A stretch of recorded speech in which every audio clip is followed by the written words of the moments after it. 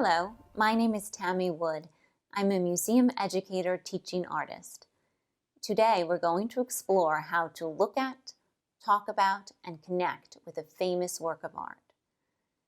This video is part of the Kennedy Center Education's online collection Teaching Artists Presents, where teaching artists from all over the country lead arts activities for you to do in the comfort of your home. Today we're going to explore a painting by Vincent van Gogh, a Dutch artist who worked in the 1880s, around 140 years ago. One night, Van Gogh looked out the window of the asylum or hospital where he was staying in the south of France. Then he created a painting inspired by what he had seen. It was a landscape painting or scene of the outdoors called the Starry Night. It's considered today to be one of the most famous paintings in the world. Together, let's take a deep dive into Vincent van Gogh's Starry Night and see what we can discover. A great first question whenever we look at a work of art is, what do you see? Take some time to let your eyes explore this painting. What do you notice? Should we start by talking about the front or foreground of the painting? This is the part that appears closest to us. Your eyes might be drawn to the largest form in the foreground. What does this remind you of? Some have said it looks like a castle because it's so tall. Others have said that it looks like a flame because it's wider on the bottom and becomes narrow toward the top. And some say it looks like long, wavy hair because of its curvy lines. What does it remind you of?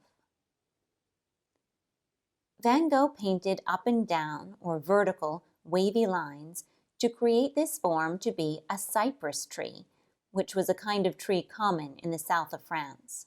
Use your finger as a pretend paintbrush. Imagine your Van Gogh painting those up and down, vertical, wavy lines. Van Gogh loved to paint cypress trees, which he thought seemed to reach from the earth to the heavens. One of the reasons this cypress tree is so big is because it's supposed to appear close to us, the viewers. When things are close, they appear larger. For example, if I move this paintbrush close to you, it appears so big that it might even be difficult to recognize as a paintbrush. But when I move it further away, it appears smaller.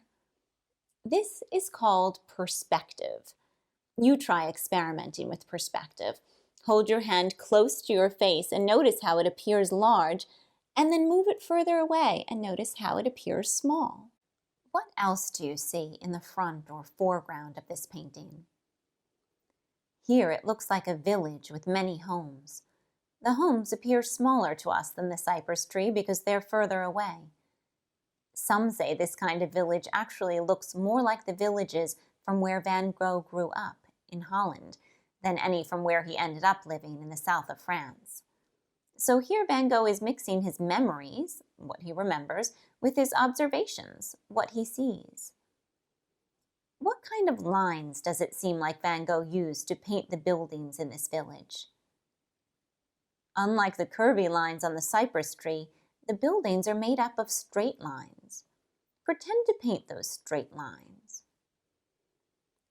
So here Van Gogh highlights the difference between man-made objects composed of straight lines and natural objects composed of curvy lines. One building in the village is different from the others. See if you can find it. What's different about this building? This building is a church. Unlike the other structures, it has this tall, thin triangle on top called a steeple. Just like the cypress tree, this building is wider at the bottom and then narrows toward the top. Try imitating this form with your body. Spread your legs wide apart. Hold your hands together above your head. It's like you're a giant triangle or arrow pointing up.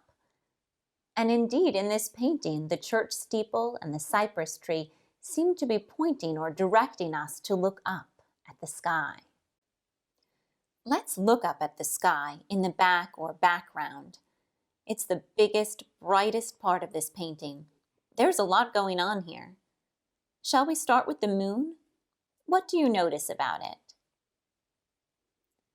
The moon is a C or crescent shape colored in deep yellow, but with light yellow circles around it. These circles and bright colors can remind some people of the sun. What does it remind you of? Also bright in the sky are these dots. What do you think these might be? They're stars, but Van Gogh didn't show them in a star shape like we might draw them. Instead, he showed them as tiny circles outlined by other circles. Use your finger to trace their form in the air, round and round. When you have circles inside of circles, this is called concentric circles. The concentric circles around the stars make them seem as though they're glowing so bright that light seems to be bursting from them and circling them, creating the sense that the sky is full of movement and life. The light yellow color Van Gogh uses to paint the moon and stars also make them seem to pop out of the darker blue background.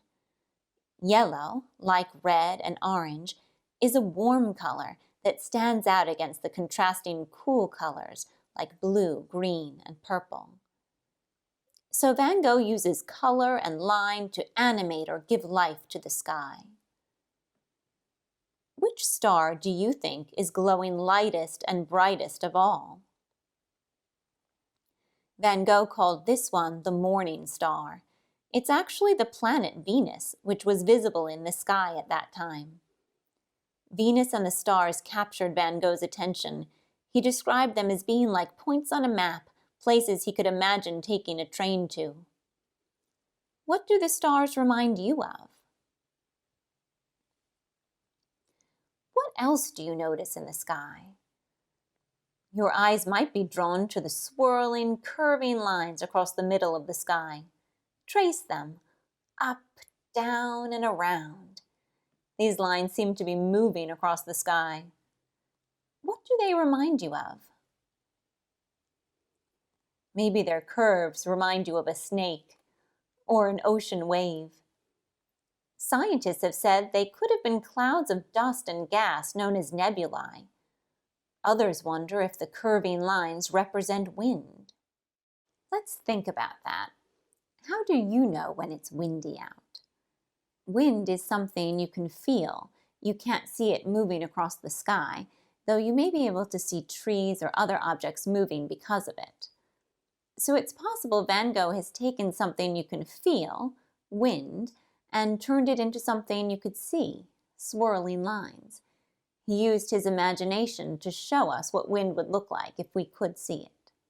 Others say the curving lines in the sky could represent Van Gogh's emotions at the time. Emotions are feelings we have inside ourselves, feelings like happy, sad, angry, frustrated, excited.